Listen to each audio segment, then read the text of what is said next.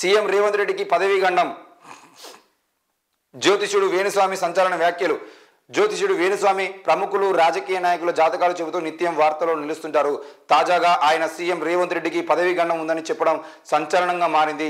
ఈ మేరకు వేణుస్వామి తాజాగా ఇన్స్టాగ్రామ్ వేదికగా ఓ వీడియోను షేర్ చేశారు. ముందుగా అందరికీ కొత్త సంవత్సర శుభాకాంక్షలు. 2024 సంవత్సరంలో సుఖ సంతోషాలు భోగభాగ్యాలు కలగాలని కోరుకుంటున్నాను. అయితే 2024లో కొంతమంది రాజకీయ నాయకులు జైలుకు వెళ్లే అవకాశం ఉంది. అలాగే తెలంగాణ సీఎం రేవంత్ రెడ్డికి పదవి ముప్పు ఉంది. కొంతమంది రాజకీయ నాయకులకు అనారోగ్య సమస్యలు వస్తాయి.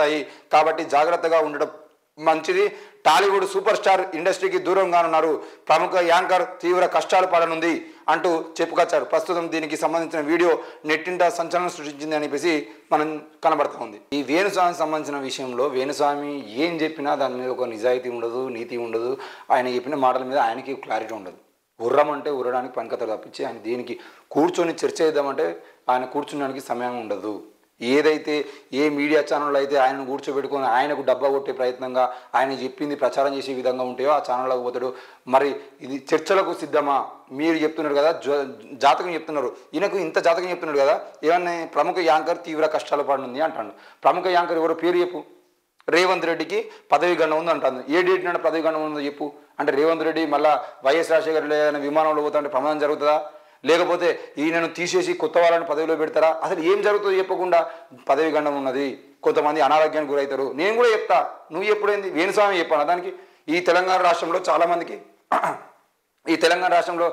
చాలామందికి అనారోగ్య సమస్యలు వస్తాయి. ఈ తెలంగాణ రాష్ట్రంలో చాలామందికి ఆస్తులు పెడతాయి, చాలామంది పేదవాళ్ళుగా మారుతారు, చాలామందికి రోడ్డు ప్రమాదాలు జరుగుతాయి. ఈ విషయాలు నువ్వు ఎప్పుడు ఉండింది? ఏ రోజు ఏం జరుగుతుందో చెప్పు. లేదంటే సపోర్ట్ ఈయన కేసీఆర్ మళ్ళీ ముఖ్యమంత్రి అవుతారని చెప్పినటువంటి మనిషి ఈయనే.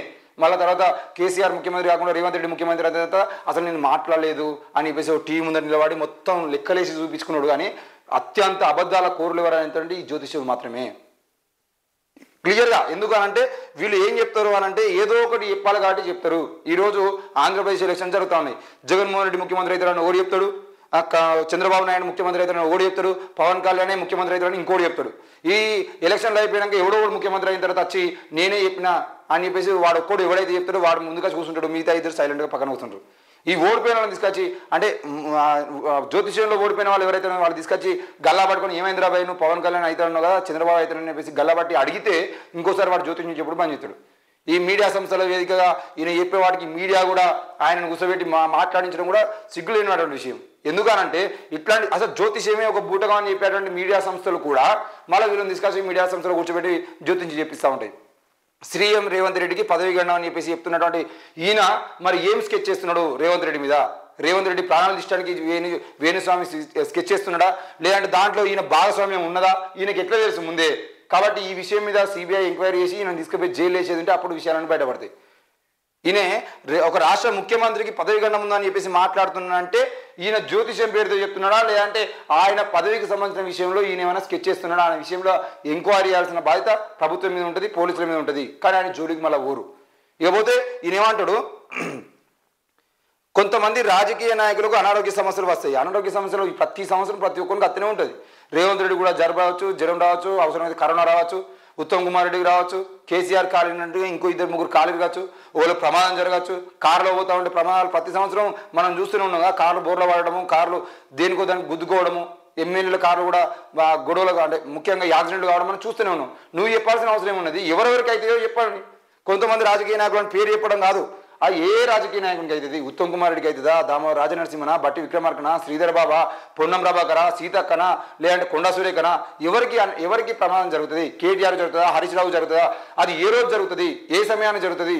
ఆ విషయాన్ని చెప్పవాలండి, అది చేత కాదు. మళ్ళా ఇకపోతే ఒక super star, Tollywood super star ఇండస్ట్రీకి దూరంగా ఉన్నారు. ఎవరెవరు ప్రతి సంవత్సరం ఒక హీరో చచ్చిపోతుంది ఉన్నాడు. అలా నువ్వు చెప్పేది ఉన్నది? ఎంతోమంది చచ్చిపోతున్నారు.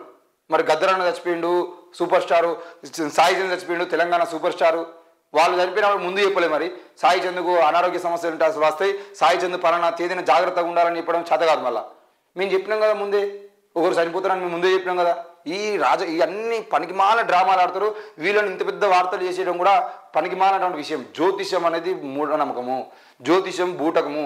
ఈ జ్యోతిష శాస్త్రం పేరుతో ఇట్లాంటి మాటలు మాట్లాడాలని తీసుకుపోయి ఆర్టికల్ 51AH ప్రకారంగా శాస్త్రీయ ఆలోచన కలిగించాల్సిన ప్రభుత్వాలు మరి ఇట్లాంటి దొంగల్ని తీసుకుపోయి జైల్లో పెట్టేది ఉంటే ఆ జ్యోతిషం బిడ్డలందరూ ఆగిపోతారు.